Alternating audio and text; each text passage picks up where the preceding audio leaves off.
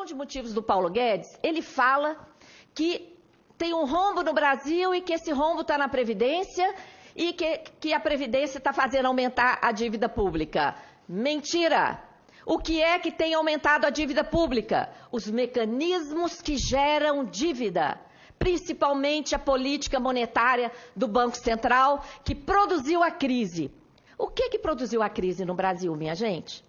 Nós não tivemos aqui a quebra de bancos, que foi o que provocou a crise nos Estados Unidos. Todo mundo lembra do Lehman Brothers e dos outros bancos que iam quebrar, mas o Fed injetou 16 trilhões de dólares, mais de um PIB, nos bancos e não deixou que eles quebrassem. Isso não aconteceu aqui no Brasil. Aqui os bancos lucram mais do que qualquer lugar do planeta. Nós não tivemos adoecimento da população, nem peste que impedisse o nosso povo de trabalhar. Não tivemos quebra de safra, pelo contrário, temos batido recordes de safra. Não tivemos guerra. Que crise que aconteceu aqui no Brasil? Que derrubou o PIB em mais de 7% em apenas 2 anos. Levou inúmeras empresas a quebrar e provocou desemprego recorde. O que explica o cenário de crise se nós temos 4 trilhões de reais líquidos em caixa? Temos 1,270 bilhões no Caixa Único do Tesouro. Dinheiro de arrecadação que não pode ser gasto por causa da infame PEC do teto e de dinheiro de título emitido além do necessário para formar colchão de liquidez. Senador, como se uma pessoa fosse ao banco, pegasse empréstimo, pagasse juros lá no banco e colocasse o dinheiro no colchão para dar segurança. Colchão de liquidez, 1,270 bilhões no Caixa Único do Tesouro. 1,130 bilhões no caixa do Banco Central, remunerando a sobra de caixa dos bancos. E 1,5 trilhão em reservas internacionais. 4 trilhões. E, além disso, somos a 9ª economia do mundo. Ricos em todos os sentidos. Temos aqui nióbio, petróleo, água, terra, todos os minerais. Como é que essa crise foi produzida? Olha só, nós tivemos esse dado, esse gráfico é do Tesouro Nacional. Olha essa montanha azul, é o superávit primário de 1 trilhão que nós produzimos ao longo de 20 anos. 1 trilhão de superávit primário. De repente, olha lá a inversão, senador. Sem que tivéssemos tido aqui no Brasil nenhum dos fatores que produzem crise no capitalismo. Olha o comportamento das contribuições da Seguridade Social. Recorde. Todos os anos sobravam dezenas de bilhões de reais na arrecadação das contribuições sociais. O sistema de seguridade social brasileiro é altamente sustentável. Foi sustentável desde a Constituição Federal até 2015, inclusive sobraram dezenas de bilhões de reais. E esse dinheiro não foi poupado para eventuais períodos de crise, foi desviado por meio da DRU, principalmente, para pagamento de juros e para cumprir a meta de superávit primário. De repente, as contribuições não deram conta e o governo teve que completar. Mas nem aí há que se falar em déficit. Quem fala em déficit, senador, nunca leu o artigo 195 da Constituição, que prevê a participação dos orçamentos públicos e o conjunto de contribuições sociais. Durante décadas, até 2015 inclusive, os orçamentos públicos federais nem precisaram contribuir. As contribuições foram mais que suficientes, tá? Só a partir de 2016 que o orçamento federal teve que contribuir, tá? E houve muita sobra. A arrecadação vinha subindo também, de repente mudou, tá?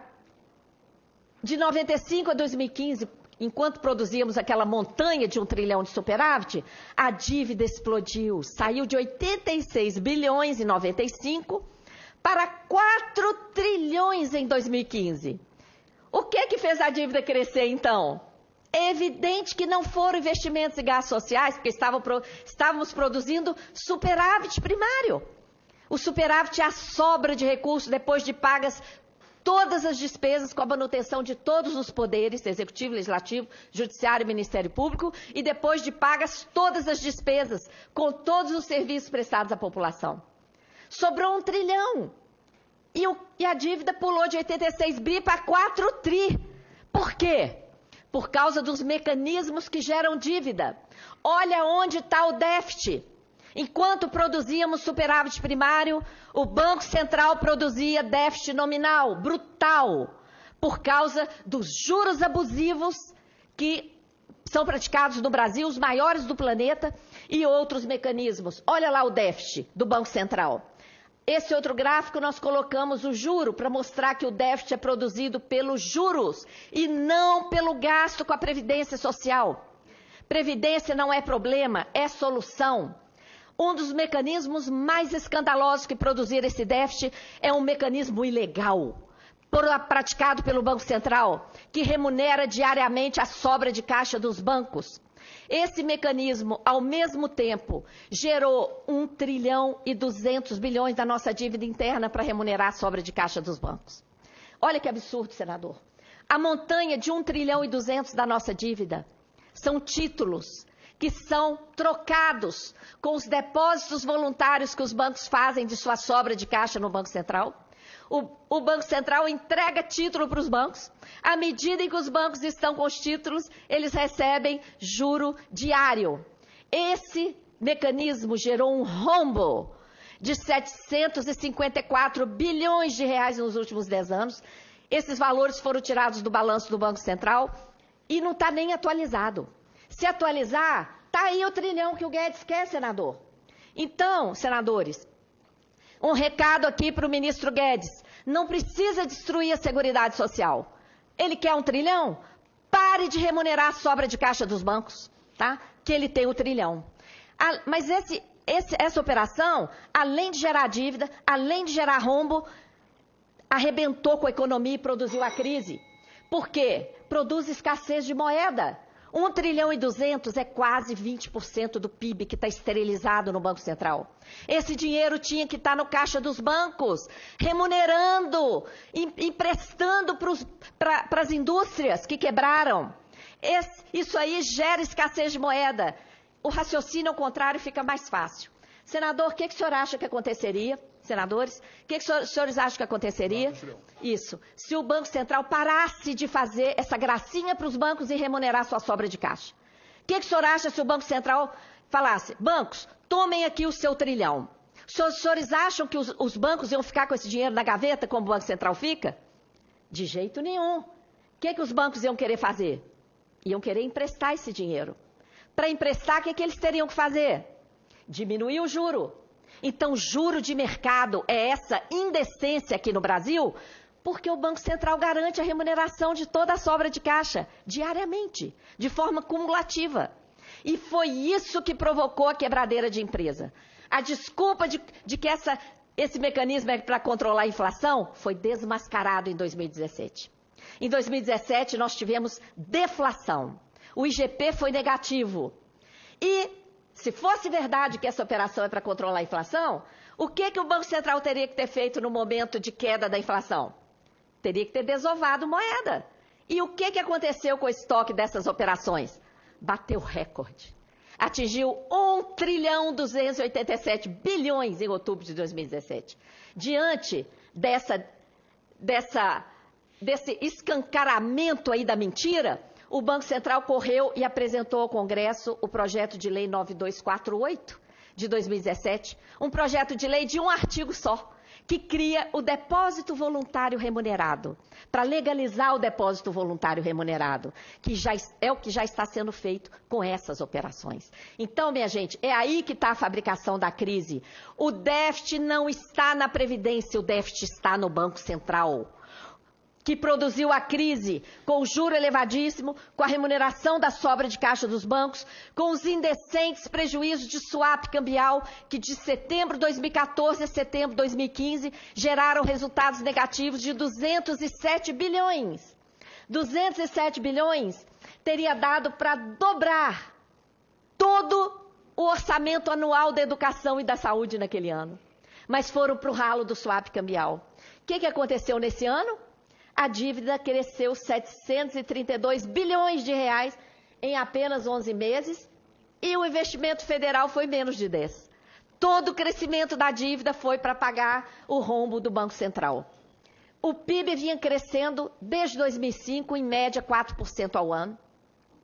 De repente, 2015 também caiu. Então, nós vimos, de repente, em 2015, produzíamos superávit, paramos de produzir, passamos a produzir déficit. A arrecadação virou, o superávit da Seguridade virou e o PIB virou, sem que tivéssemos tido aqui no Brasil nenhum dos fatores que produzem crise que foi provocada pelo Banco Central. Enquanto a economia brasileira arrebentou, as empresas quebraram, provocaram enorme desemprego, o que aconteceu em 2015? O lucro dos bancos foi recorde. Foi 96 bilhões. E eles ainda fizeram uma provisão de 187 bilhões. O que sai do lucro. Então, o lucro dos bancos teria sido 300 bilhões. No ano que o PIB caiu e que toda a economia definhou. Banco não produz riqueza. É evidente que existe um mecanismo que transfere recurso para o setor financeiro. E esse mecanismo é o sistema da dívida, principalmente por meio da política monetária do Banco Central. Então, senador, concluindo, fazendo uma análise sistêmica do que eu falei até agora, a política monetária do Banco Central produziu a crise e aí a crise tem justificado as medidas restritivas que só favorecem aos bancos, como a PEC do teto, que deixou o gasto com a dívida de fora, a reforma trabalhista, que infelizmente já foi aprovada com a desculpa da crise, agora a reforma da Previdência e as privatizações. Todo mundo já ouviu o ministro Guedes falar na televisão que a crise está insustentável, tem que privatizar tudo para pagar o prejuízo. E querem autonomia do Banco Central, para que o Banco Central fique imune para praticar essa política monetária suicida, tá? Querem mais. Olha, já se apoderam de metade do orçamento federal todo ano. Já se apoderam do patrimônio nas privatizações. Querem se apoderar do nosso principal patrimônio social por meio da reforma da Previdência. E não estão satisfeitos. Querem se apoderar diretamente do fluxo de arrecadação tributária através do esquema da securitização de créditos públicos, tá? Que infelizmente foi aprovado aqui nesse Senado e agora está lá na Câmara. Tomara que seja barrado. Quando olhamos em perspectiva, os principais gastos federais, olha lá embaixo o gasto com pessoal, ali o gasto com previdência, o gasto que está indisciplinado precisando de reforma é o gasto com a chamada dívida pública. Os dados que o governo tem apresentado de juros estão mascarados. Maior parte do juro está sendo contabilizada como se fosse amortização. Amanhã tem audiência pública sobre isso na Câmara, tá? Se você puder concluir, não, só para dizer que não, acho que é isso mesmo, nós estamos aqui para debater. Eu dei 20 minutos, vou lhe dar mais 5, mas darei 25 minutos para cada um dos convidados. Tá. E sem prejuízo do debate depois ainda. Tá então, bem. vou te dar mais 5, eu sei que esse estudo é longo. É porque senão não dá para apresentar a ideia, consegue. né? Vai lá. Então, no orçamento, nós da Auditoria Cidadã somamos os juros com amortizações porque provamos, desde a CPI da dívida, a mega pedalada que acontece no Brasil, que é a contabilização de grande parte dos juros, como se fosse amortização. Mega pedalada de centenas de bilhões de reais que acontece desde o Plano Real, tá? Tá ali o link com a explicação. No orçamento desse ano, a maior parte está reservada para a dívida, 44%. Os servidores que estão aí sendo linchados recebem menos de 1/4 do que se gasta com a dívida. Eu já falei do novo esquema que desvia o fluxo da arrecadação tributária, a chamada securitização de crédito público. Tem vários documentos na página da Auditoria Cidadã. É um esquema semelhante ao que atuou na Europa e quebrou a Grécia. Os valores pagos pelos contribuintes caem na rede bancária, não irão mais direto para os cofres públicos. Irão barrar numa trava bancária que está sendo criada por esse esquema.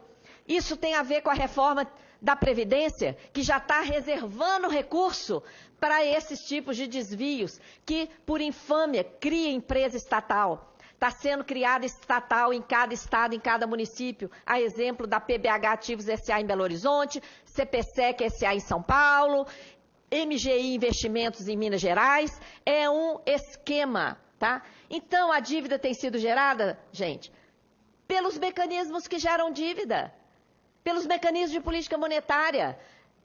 Transformação de dívida privada em pública, elevadíssima taxa de juros, juros sobre juros, contabilização de juros como amortização, swap, remuneração da sobra de caixa dos bancos, emissão excessiva de título para formar colchão de liquidez, prejuízo do Banco Central, securitização de crédito público. Olha só os esquemas.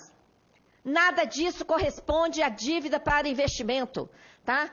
Por isso a gente criou o termo sistema da dívida. O sistema da dívida é um termo que eu criei para caracterizar a utilização do endividamento público às avessas.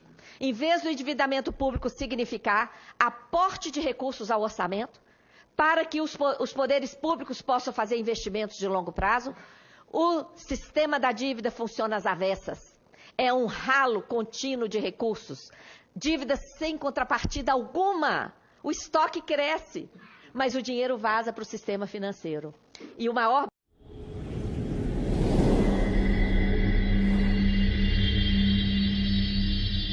O conhecimento da verdade liberta.